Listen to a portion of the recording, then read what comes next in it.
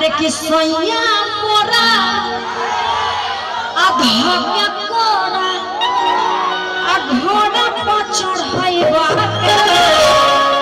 आए के रात में चांद के पार ले जाइबा आ सोया मोरा आधा के कोरा घोड़ा पर चढ़ाइबा आए के रात में चांद के पार ले जाइबा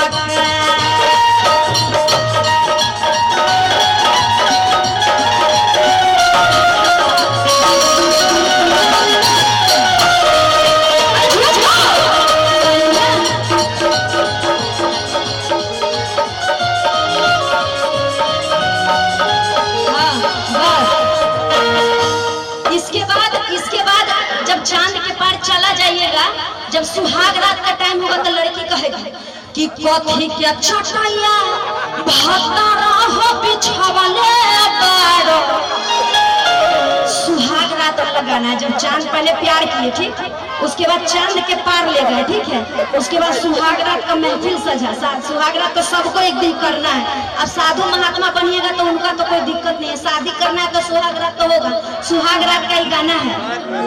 अरे कथी के चटैया भतरा हो बिछावले बारो आ हमारा के सुतवले बारो आ राजा हो रात भर जागवले बारो आ राजा हो रात भर जागवले बारो हमरा के रोवले बारो आ राजा हो रात भर जागवले बारो हमरा के रोवले बारो। क्या बात है? अरे झो झो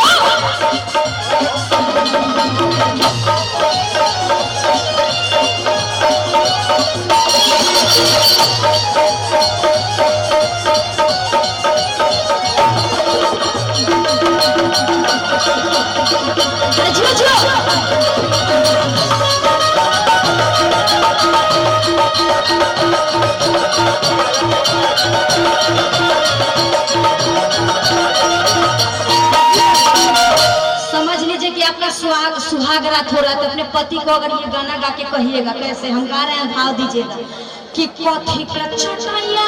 कैसे लड़की सब भाव देती, थोड़ा सा बैठ के नहीं, चटैया वाला भाव थोड़ा सा। अभी एगो लड़की कौन सा डांस कर रही थी, घोड़ा लेकर बैठ के ऐसे कमर उमर कैसे करती है जी? कौन सा अभी कौन लड़की कर रही थी सर झुक के? वो कौन डांस बड़ी आप कर रहे थे? ऐसे घोड़ा की तरह ऐसे हो गई, ऐसे ऐसे पता नहीं, हमको समझ में नहीं। अरे बाप रे, नहीं नहीं, दो हाथ पकड़ लीजिए फिर ठेहुना तब ऐसे ऐसे कर रही थी। कौन डांस था एक बार और दिखाइएगा। पहले चटैया वाला कौन ई कर रही थी आप? थोड़ा सा इधर आइए ना। ये कौन डांस है आप हमको बताएंगे? ये कौन सा डांस है? नहीं पता बस।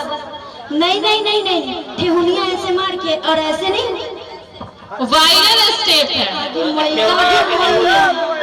ये कौन सा स्टेप है? ये स्टेप लेकिन हमको नया लगा, बहुत अच्छा। आइए कथी के चटैया आ कथी के चटैया आ भतरा हो बिछावले बारो आ हमारा आके सुतवले बारो। बाप रे, सुतने का तो ऐसा पोज दे कि लड़का तो पागल हो जाएगा। सुहाग रात से पहले ऊपर पढ़ाने निकल जाएगा, ऐसे मेरा प्लॉट मिल जाएगा कि कथी के चटैया भतरा हो बिछावले बारो हमरा के सुतवले बारो।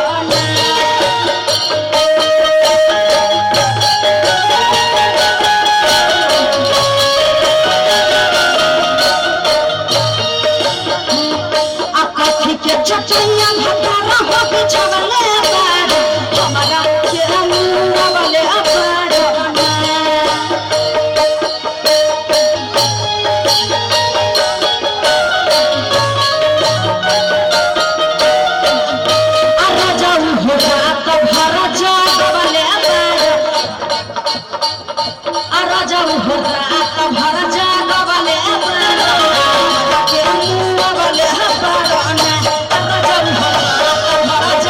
के